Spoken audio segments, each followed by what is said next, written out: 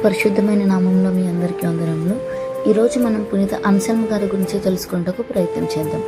అన్సెల్మ్ అనగా యథార్థ సాహసి అనే అర్థము. పునీత అన్సెల్మ్ గారు 1033వ సంవత్సరంలో ఇటలీలో జన్మించడం జరిగింది. అన్సెల్మ్ గారు చిన్నప్పటి నుంచి దేవునిపై భక్తి కలిగి జీవించారు. మంచి విద్యను అభ్యసించారు. అసాధారణమైన తెలివితేటలు, మేధో సంపత్తితో ఆశీర్వదింపబడ్డారు.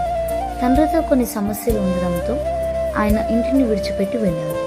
జీవితం వ్యర్థం కాకుండా గురువు కావాలని నిర్ణయించుకొని నార్మాండీలోని ఒక మఠములో 1060వ సంవత్సరంలో చేరారు. అక్కడ సన్యాసిగా జీవిస్తూ బైబిల్ మరియు తత్వశాస్త్రములో ప్రావీణ్యం సంపాదించారు. 1078వ సంవత్సరంలో మఠాధిపతిగా పదవిని చేపట్టారు. ఒకే సర్వేశ్వరుడు, ఒకే దేవునిలో ముగ్గురు వ్యక్తులు అనే అంశాలపై మంచి వాదనలతో గ్రంథాలని రచించారు. 1093వ సంవత్సరంలో ఇంగ్లాండ్లోని క్యాంటర్బరీ అనే ప్రాంతానికి ఆర్చ్ బిషప్గా ఎన్నికయ్యారు. రాజులతో కొన్ని విభేదాలు ఉన్నప్పటికీ చర్చ్ స్వతంత్రత కోసం పోరాడారు. 1109వ సంవత్సరంలో క్యాంటర్బరీలో ఆయన మరణించడం జరిగింది.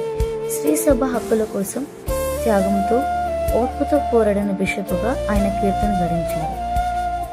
విశ్వాసాన్ని బుద్ధితో అర్థం చేసుకోవాలని చెప్పిన ప్రముఖ క్రైస్తవ తత్వవేత్తగా ఈయన నిలిచారు. కథోలిక సంఘంలో ఏప్రిల్ 21న అన్సెల్మ్ గారి జ్ఞాపకార్థ పండుగగా జరుపుకోవడం జరుగుతుంది. పునీత అన్సెల్మ్ గారి వలె మనం కూడా ఎలాంటి పరిస్థితుల్లో అయినా దేవునిపై విశ్వాసాన్ని నిలబెట్టుకోవాలని మనం ప్రార్థన చేద్దాం. అలాగే అన్సెల్మ్ గారు నిజాయితీకి, ధైర్యానికి మారిపోయారు. ఎలా అనగా రాజులతో సమస్యలు వచ్చినా ఆయన నిజం కోసం నిలబడ్డారు. అలాగే మనం కూడా సత్యముగా ధైర్యం కోసం నిలబడాలి. ఆయన బిషప్ స్థానంలో ఉన్నప్పటికీ వినయంగా జీవించారు. మనం కూడా తగ్గింపు మనసుతో జీవించాలని క్రీస్తుని వేడుక. మాటలు దేవుడు దీవించిన గాక.